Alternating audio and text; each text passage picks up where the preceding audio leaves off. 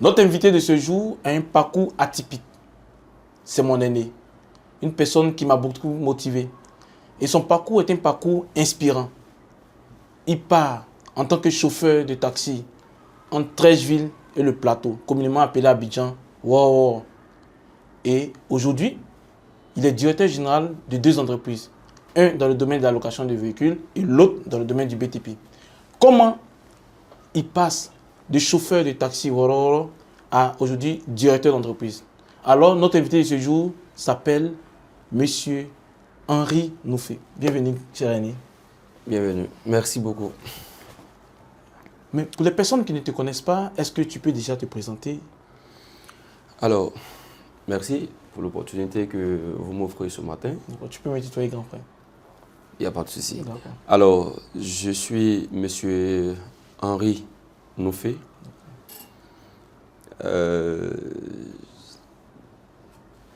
Marié, père d'un enfant.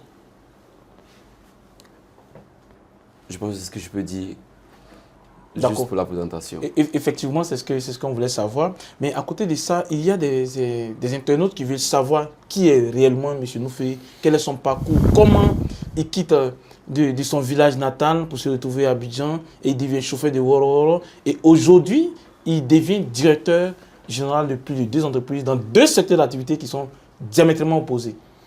Alors, comme je le disais, merci bien. Henri Noufé est né dans un petit village dans le nord-est de la Côte d'Ivoire, aujourd'hui département, chef-lieu du département, qui est dans la région de Bunkani, précisément Téini, qui est à plus de 750 km d'Abidjan. Donc vous imaginez, Henri Noufé quitte son village natal en 2002, pendant la crise, et je passe par le Ghana, par la gentillesse d'un monsieur que je voudrais par ici saluer, monsieur Nézit, qui était ami à mon père, qui décide de lui rendre service et me prendre et me faire traverser par le Ghana, et j'arrive à Bondoukou en 2002. 2002, mon cycle scolaire. Après cela, je quitte Bondoukou. Après le BPC, je suis orienté à Abidjan, au lycée moderne Treichville, en 2006, pour la seconde. Je fais mon bonhomme de chemin, et puis voilà. Figurez-vous que je viens à Abidjan par ruse, parce que je voulais tellement venir à Abidjan. Ah bon? Et lors des orientations, vous savez, en 3e, quand on remplit les fiches d'orientation, moi, je devais remplir pour rester à Bondoukou. Mais moi, j'ai rusé, j'ai mis le lycée moderne de Treichville parce que mon oncle y était. Et quand on me demande, je dis non, que ce n'est pas moi, c'est l'État de Côte d'Ivoire qui m'a envoyé comme ça. Voilà comment je rentre à Abidjan en 2006. Voilà le parcours de M. Noufé. Une fois arrivé à Treichville, comment ça se passe ton arrivée sur Abidjan? Parce que là, tu as rusé pour venir à Abidjan. Et là, ça me fait rappeler des années des 3e, parce que là, en ce moment, on avait la possibilité, puisque les fiches d'orientation arrivaient, donc on avait la possibilité de s'orienter, de faire une préorientation, c'est ce que je pouvais dire. Et voilà, tu arrives à Abidjan. Quelle était ta première difficulté en rentrant sur Abidjan? Quelle a été la réalité que tu as retrouvée sur le terrain parce que tu voulais être abidjanais, comme dans le temps où tous on voulait le faire? Vraiment, c'est... Aujourd'hui, je le dis avec beaucoup d'émotion, parce que cette période marque le début de mon existence réellement. Nous habitions à Yopougon, en Dokwa, et je viens d'arriver à Abidjan. Quelqu'un qui ne connaît pas Abidjan va emprunter le bus pour se rendre au lycée de Treichville. Donc imaginez un peu ce calvaire-là. Mais Dieu a fait grâce. J'ai des parents qui étaient vraiment assez attentionnés. Je le dis aujourd'hui, je me rappelle, c'est juste une petite anecdote.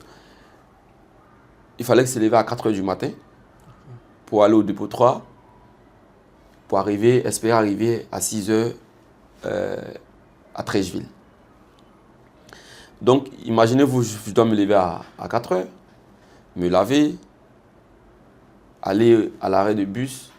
Et ma mère, je me rappelle, Quand je me lève pour la douche, elle se lève aussi, elle chauffe le riz qui me permet de prendre mon petit déjeuner à cette heure-là. Ah, tu prenais le petit déjeuner, le sous-bâtiment. Bien sûr. Et j'arrive au lycée. C'est-à-dire qu'à chaque fois que j'arrive au lycée le matin, les premières heures de cours, je dors. Je suis fatigué. Il y a des moments même, je rentre avec le bus, quand j'arrive, j'ai un pied. Parce que l'autre est resté dans le bus.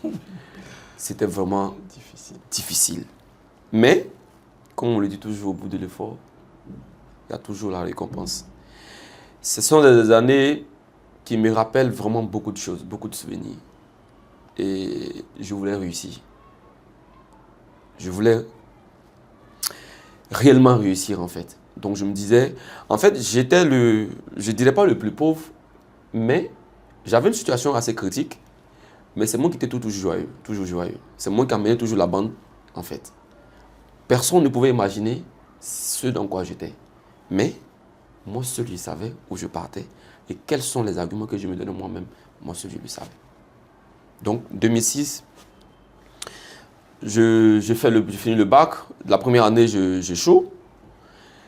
Je crois 2008-2009, malheureusement, j'échoue. La deuxième année, je tente encore la...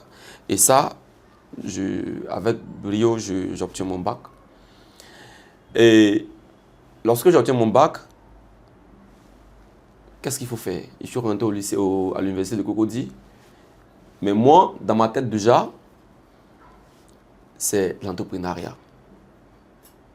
Donc, la crise. J'ai fait une année à l'université. Ensuite, nous avons la crise de 2010 qui arrive. Et puis bon, les choses s'arrêtent à l'université. Et puis, moi, pendant ce laps de temps, mon oncle était machiniste à la zone industrielle de Yopougon. D'accord. Donc, avec lui, il avait la facilité de me trouver du boulot.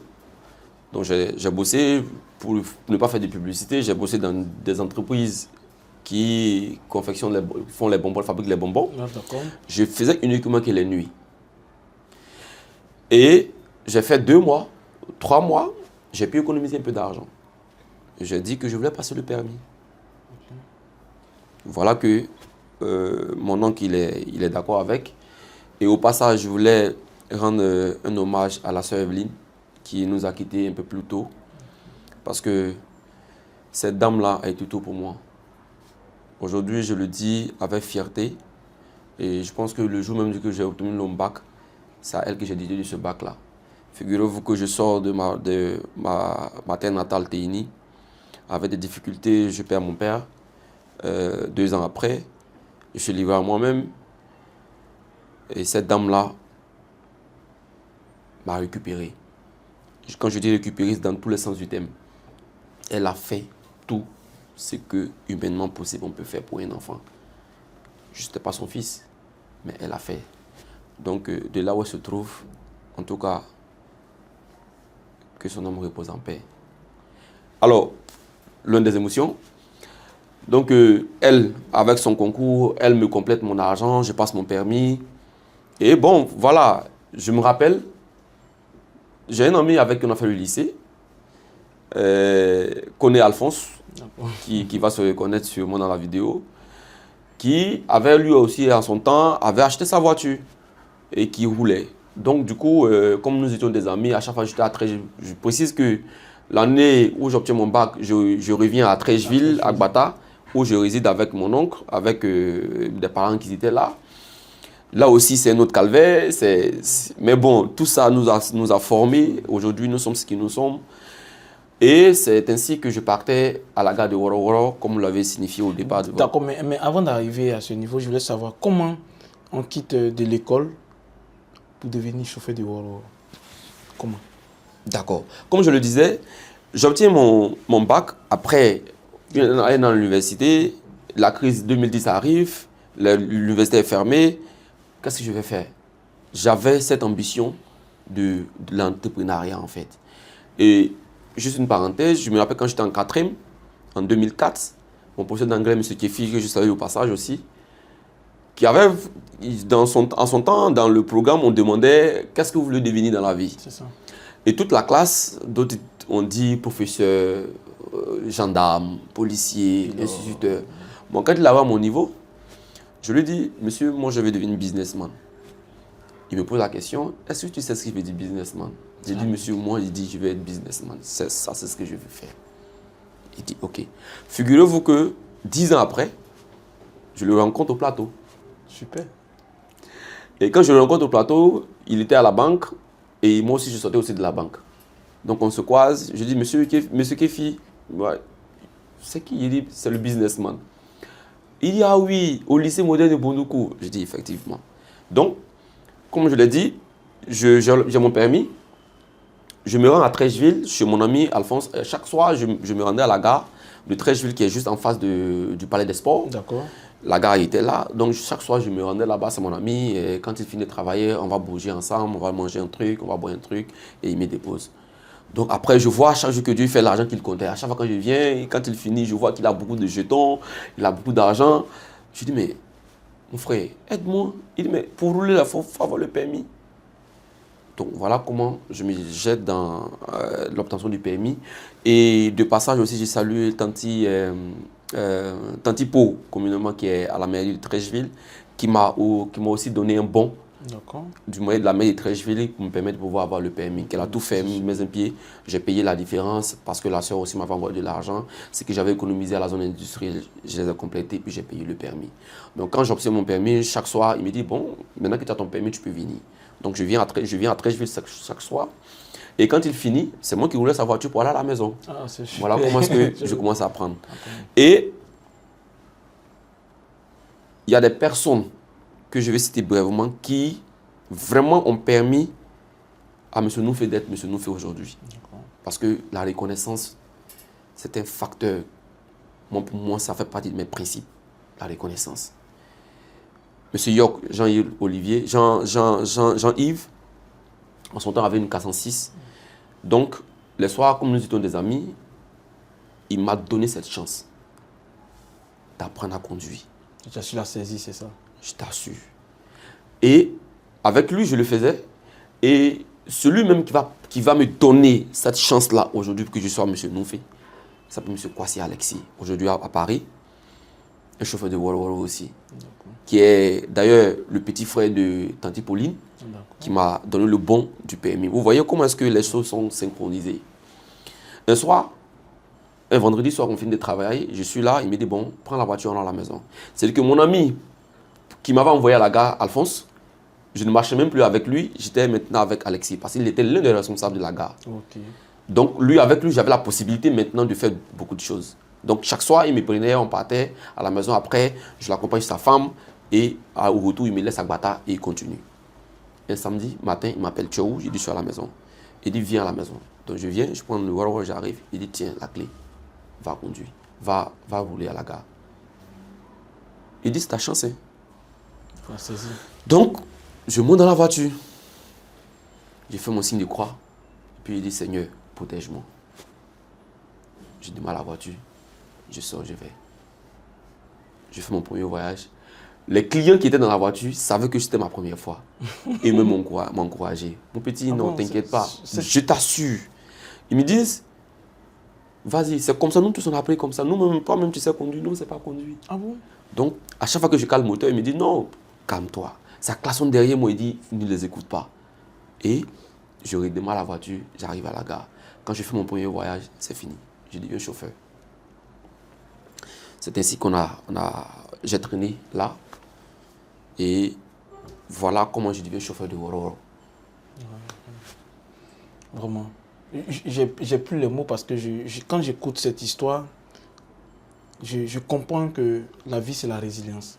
C'est d'accepter de pouvoir saisir les opportunités quand on vous la donne. Et quand on te donne une opportunité, il faut la saisir. Et tu as su saisir cette opportunité. Mais ça ne s'est pas arrêté là. Hein. Parce qu'après, je me souviens encore, après, je fais également ta connaissance et je connais un peu ton histoire, mais je veux que tu la partages aussi auprès des autres. Mais à côté de tout ça, quels ont été les bons moments que tu as partagés en tant que chauffeur de Woro, de Trècheville au plateau? Je précise, Trècheville au plateau, parce qu'il faut préciser. Les gens ne comprennent pas, mais il faut préciser. À quoi ressemblaient tes journées à l'époque, quand tu étais à la gare de Woro? je vous assure, c'est un métier. En fait, moi j'ai toujours compris quand tu fais quelque chose avec passion, tu ne peux pas voir ça autrement en fait. Ce fut des périodes vraiment assez remarquables en fait dans ma vie. Parce que c'est sur ces périodes-là que je m'exprimais en fait. J'avais cette rage, je ne sais pas comment te le dire en fait. Moi, au travail, j'arrive, je rentre 2 ou 3 mois après, j'ai la possibilité d'avoir quelqu'un qui achète une nouvelle voiture et Alexis exige que c'est moi qui ai le véhicule. Et moi j'ai le véhicule. Je me rappelle en son temps, on avait la recette qui était de 10 000 francs. La journée? La journée. C'est du matin. De quelle heure le travail commence à 5 heures. 5 heures, ça finit à quelle heure? Parce qu'il faut déposer ceux qui viennent de Bassam, de Trècheville qui vont au plateau pour le boulot. Donc, il fallait commencer au plus tard 5 heures. 5 heures, nous sommes là déjà. 5 heures du matin. 5 heures du matin, nous sommes là. En fait, je ne peux pas vous expliquer en fait. 5 heures 00, il y a d'autres mecs qui sont là à 4 heures. Ceux qui habitent à côté parce qu'il y a une liste. Il faut être le premier à charger. Donc, quand tu es là tôt, tu charges tôt. Donc, tu prends les premiers clients. Donc, j'avais un de mes collaborateurs qu'on a surnommé Blé Goudé, au passage, que je salue aussi. C'était une rivalité, mais une bonne rivalité en fait. Parce que pour nous, à la fin de la journée, il faut que j'ai plus d'argent que lui. Donc, c'est qu'il faut qu'il fasse plus de voyages que lui. Donc, c'était cette rivalité qui nous animait. Et on avait, en un mot, colonisé la gare. Tant que nous ne sommes pas là, en fait, on sent qu'il y a quelque chose qui n'est pas là. On nous appelait des brouillons parce que c'est nous qui faisons tout. On vole les chargements. On a dit non, on va discuter. C'est moi, je suis là où on fait des mauvaises conduites. Bon, chose que je ne veux pas que vous fassiez. Ceux qui me regardent, c'est pas un bon exemple. Effectivement. C'est pas un bon exemple. Et je vous dis que c'était des journées où il y avait vraiment de la chaleur. J'avais vraiment de la chaleur. Et ça nourrit son homme. Il faut être juste ambitieux. Parce que de la même manière, tu peux avoir, comme je le disais tantôt, et nos recettes partaient lors de 30 000, 35 000 par jour. Donc, c'est dit qu'il faut réenlever la recette, qui est de 10 000. Pour le propriétaire, il faut payer le carburant 7 000, 8 000. Et après, tout ce qui est là, c'est ton revenu. Ok, super. Vous voyez. Et dans ce programme-là, le propriétaire du véhicule avait 4 jours et le vendredi était la paye du chauffeur. Vous voyez. Donc moi, je l'ai fait pendant 3 mois, 4 mois. 6e mois, on devait faire la visite technique. Le monsieur a pris la voiture, il m'a dit non, que lui, il y a son cousin qui est arrivé et donc lui va remettre le véhicule. Je lui ai dit ok. Moi, pendant ce temps, j'avais mon grand frère qui travaillait à Sari et il y avait un autre qui était gendarme. Donc on avait proposé rentrer dans le business. Donc il avait une voiture qui était là et c'est ce véhicule-là qu'il a mis à disposition. Bon, le fonds que j'avais avec moi, je l'ai mis dedans pour réparer la voiture. En 1 semaine, la voiture est sortie, j'ai commencé le travail. Ok, c'est super. Donc tout le monde se pose la question, mais attends, j'ai dit oui, c'est ça. Et figure-toi maintenant que j'ai fixé ma recette à 30 000 par jour. Je suis le propriétaire du véhicule. Je fixe ma recette à 30 000 francs par jour. Je n'ai pas de jour pour moi-même. Donc ça me fait 5 jours dans la semaine, ça me fait 150 000 que je gagnais par semaine. 150 000 par semaine. 150 000 par semaine. Donc, mathématiquement parlant, à la fin du mois, au moment j'ai 600 000. 600 000, exactement. Ça, c'est l'argent d'un cadre. Hein. Un cadre dans une banque. Vous voyez. Dans une institution. Mais je pense que ceux qui sont chevaliers vont comprendre. L'argent qu'on prend par derrière comme ça, là, vraiment. Parce qu'à la fin de la journée, tu as 600 000, à la fin du mois, tu as 600 000. Après, tu te retrouves avec les dépenses, tu n'arrives même pas à économiser. Oh là là. Donc, en fait, c'est un métier comme tout autre. Mais pour les jeunes tels que j'étais, c'était un tremplin. Parce que moi, depuis 2004, comme je l'ai dit avec le professeur Jeffy, j'ai dit que je voulais vraiment être entrepreneur. Et dans quoi? Dans l'automobile. Donc, chaque jour, pendant 1 an, je dis bien chaque jour pendant 1 an, j'avais une seule prière que je faisais quand je sortais du lit. Seigneur, mets-moi devant la bonne personne, au bon moment, au bon endroit, afin de réaliser mes rêves. Je le dis aujourd'hui en témoignage. Je l'ai fait pendant 1 an. La suite des événements, je pense que vous en saurez plus. D'accord.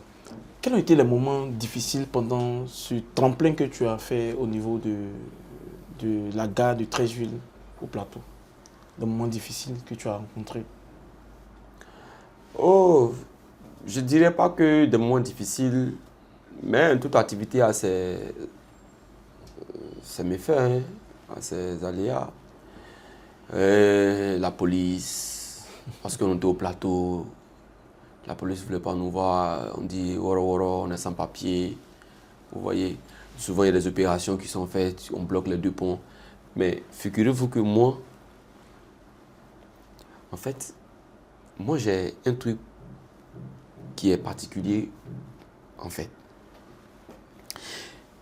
Vu que je sais qu'on a des problèmes avec la police, comment je fais? Automatiquement, je tire l'amitié avec les policiers. Les week-ends, j'investis sur eux. C'est-à-dire que... Non, on n'a pas demandé de faire ça, hein, ne faites pas ça. Non, j'explique. Je n'investis pas dans le sens de... Voilà, je dis, je tisse l'amitié. C'est ça. Et l'amitié, pour moi, voilà, c'est mon vieux père, à la fin de la semaine. Ah, vieux, je te fais un transfert de 5 000. Je te fais un transfert de 5 000 pour ta recharge. C'est bien vu, c'est son petit. Vous voyez, ils sont assis quelque part, j'arrive, j'ai payé 2 ou 3 billets à vieux. Donc, ça devient une relation entre petit et grand. Donc, automatiquement, moi je me rappelle en son temps, je salue je ne sais pas s'il est devenu officier maintenant, M. Zoulou, qui était l'un des gardes de corps de l'ancien DG de la police, Brendou Doumbia. Et chaque soir, il venait prendre le Nyomi à Treichville pour l'emmener au DG de la police. Donc, à chaque fois qu'il arrive, vous savez, à Treichville, à partir de 15h, c'est l'embouteillage qui commence. Ok, oui, effectivement. Donc, lui, il prenait le sens interdit par le bas, en partant au port, pour remonter sur le pont. C'est un policier. Donc, il y avait la police du 2e arrondissement qui était en haut, qui bloquait ceux qui venaient. Donc, une fois, il est 16h, quand il vient chercher le Nyomi pour le DG, moi, je l'attends. Il dit, mon fils, allons-y. Donc, moi, je suis derrière lui, il charge, et puis on passe, quand il arrive, il dit, le coup est passé, hein, c'est mon petit. Donc, moi, au moment où ils vont charger à Treichville, arriver au plateau, faire 45 minutes dans l'embouteillage, moi, j'ai fait au moins 10 voyages. Vite fait. Bien fait. Bien fait. Avec la stratégie. J'ai fait au moins 10 voyages. Donc, à un moment donné, celui que j'appelle Bleu Goudé Georges, il est rentré dans la danse. Donc, on était deux. Vu que c'était mon rival direct, mais dans le bon sens. Donc, à chaque fois que lui avait la possibilité aussi, vous voyez. Donc, c'était pas, j'ai pas eu de regrets. Mais par contre, j'ai eu beaucoup d'expérience. Ça m'a permis de prendre de la hauteur sur beaucoup de choses. Ça m'a créé aussi des amitiés, des relations. En fait, donc ça fait qu'aujourd'hui, j'ai pas mal de connaissances dans le domaine. Et bon, par la grâce de Dieu, tout s'est bien passé. J'ai pu garder un meilleur souvenir.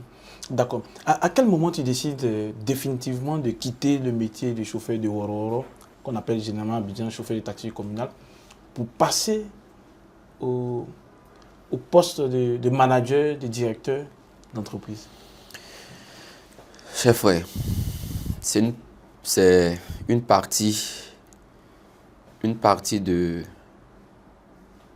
essentielle de ma vie qui est là en fait.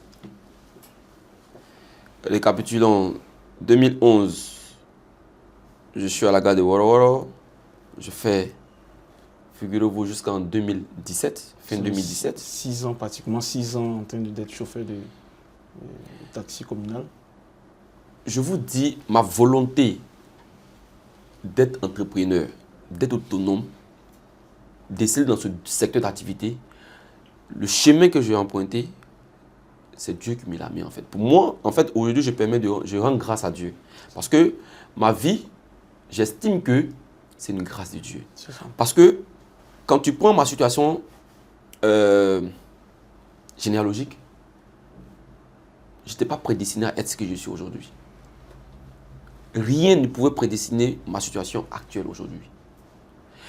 Ce qui fait que je rends grâce à Dieu à tout moment, au moins je peux, quand j'ai l'opportunité de le dire. Ma vie est une grâce de Dieu. Je le dis et j'assume. Dieu m'a fait grâce. J'estime que Dieu m'a fait grâce. 2017. Si j'ai bonne mémoire, le 23 avril 2017. À l'église Saint-Ambroise-Mavigne, pour ceux qui savent, à Cocody, Angré. Ma voiture, chaque soir, je précise que le chauffeur de Woro, quand je deviens propriétaire du véhicule et tout ça commence à aller, je déménage à Angré. Oui, effectivement. Je quitte Bata, je déménage à Angré. Et c'est là que j'ai fait ta connaissance aussi. C'est ça, voilà. Ouais, effectivement. J'arrive à Angré et chaque soir, d'habitude, le matin, j'ai ma voiture, je sors à 5h, 6h. Tu fuis mon client. Et je vous dis que moi, j'ai cette rage en fait. Je dis la vie ne m'a pas fait du cadeau. Mon père n'a pas eu pour moi. Mon père est décédé très vite en fait. J'ai perdu mon père quand j'étais en classe de 5e. Donc, j'étais livré à moi-même et ma mère qui faisait quoi du tchapalo. Elle gagne combien? Mais j'ai su des frustrations. Mais pour moi, ce n'était pas des frustrations. Je me dis que c'était des exercices pour moi dans la vie qui devaient me forger en fait. Et je ne l'ai jamais pris dans le mauvais sens. Je vais paraphraser avec les propos d'un de mes anciens patrons, j'en viens, je vais parler de lui, qui me disait que l'homme a la possibilité, a le choix de faire son choix. C'est ça. Parce que lorsqu'une situation arrive, soit tu la prends comme un problème, là déjà, sache que cette situation prend le dessus sur toi. Mais lorsque tu la prends comme une expérience, en ce moment, tu as deux options. Tu as deux bouts. Soit tu t'appuies toi sur ton sort, ou soit tu prends cette situation du bon côté pour dire, alors c'est une expérience pour moi, je l'assume, j'accepte, et je prends ça comme une expérience pour permettre de parfaire ce qui viendra demain. Le 23 avril 2017, comme j'ai l'habitude de le faire le soir, c'était un dimanche, je n'ai pas pu faire la messe le matin. Donc le soir, je vais laver la voiture et puis je vais à la messe. Je gare la voiture, on a garé, on était plus d'une dizaine de véhicules, on a garé. Je suis condamné, je suis rentré à l'église. Et pendant la messe, il y avait le moment de la quête. Donc je me rappelle que mon bédou est resté dans la voiture. Donc moi je me retourne, je me lève, je sors, je vais à la voiture. Je décondamne la voiture, je prends mon bédou, je ferme. Je condamne la voiture, je répare. 10-15 minutes après, pour ceux qui savent, la messe finie. Je sors, j'arrive devant le portail. Enfin, j'avais juste garé devant le portail. Je ne vois pas ma voiture. Tout le monde est là. Donc, ceux qui sortent, ils viennent prendre la voiture. Je suis là, je ris. Donc, les gens me demandent, mais qu'est-ce que tu as? Je dis, j'ai perdu ma voiture. Ils disent, mais comment tu as perdu ta voiture? Je dis, si, voici la clé de ma voiture. Donc, ceux qui étaient là sont même étonnés. Et je vous assure que je riais. 10-15 minutes après, les prêtres sont sortis. Donc on se pose la question. Il n'y a pas d'indice. On peut rien dire. On ne peut pas expliquer. Personne ne peut expliquer. Donc, j'ai dit, bon, tout ce que j'ai dit devant les prêtres, j'ai dit, c'est Dieu qui l'a voulu. Et puis j'ai commencé à rire. Donc le père me dit, mais tu ris, on voit ta voiture, tu ris. Il dit, mon père, vous voulez que je fasse quoi? Tu peux rien faire. Vous voulez qu'il fasse quoi? Et puis j'ai souri. Je lui ai dit, bon, moi je vais aller au 22e pour aller faire la déclaration. Je vais faire la déclaration. Et puis je rentre à la maison avec la clé de ma voiture. Mon fils avait 9 mois en ce moment. Mais je vous dis, je rentre, mais joyeux. C'est le lendemain, je vais me rendre compte que j'ai perdu la voiture. Qu'est-ce qui me retient? Je vous promets, je n'ai pas coulé une seule larme. Mais le lendemain matin, je me rappelle la prière que je faisais chaque jour. Seigneur, mets-moi devant la bonne personne, au bon moment, au bon endroit, afin de réaliser mes rêves. Et quand cette phrase sonne dans ma tête, je dis, telle est la volonté de Dieu. Et mon rival dont je parlais, Georges, lui aussi, avant cette période, je crois 1 mois avant, il avait perdu de l'argent. Et il a décidé de rompre le contrat, d'arrêter de conduire. Donc, moi, on se pose la question, Georges et moi, à tout moment, parce qu'on avait des vieux qui étaient à la gare. On se pose la question à chaque pause, 14 heures, pause déjeuner et tout ça. Je lui pose la question, il dit, Georges, donc, on va finir comme ces vieux-là. Je ne pense pas. J'ai dit non, je ne veux pas finir comme ces vieux-là. Mais c'est des vieux qui sont là, qui ont des familles, qui ont des enfants, qui nourrissent, qui payent la scolarité, le loyer, qui gèrent la famille avec ça. J'ai dit, je ne peux pas. C'est pas Henri. Ça, c'est pas Henri. Et à chaque fois, on en parlait, lui et moi. Donc, quand lui, il part, c'est moi qui vais vendre sa voiture. Il fait vendre sa voiture. Et quand on vole la mienne, le lendemain, on m'appelle, me dit, ah, il y a une autre voiture qui est là, tu peux venir prendre. Tu vas commencer à rouler en contrat, le temps que les choses puissent aller pour toi. J'ai dit, au plus grand jamais, je me retourne à la radio. Si c'est à l'église, moi je vais venir garer ma voiture pour aller faire messe. Et que Dieu va permettre cela, c'est que ce n'est pas un chemin pour moi. Je ne pourrais pas partir. Et je suis resté. Nous sommes en avril 2017.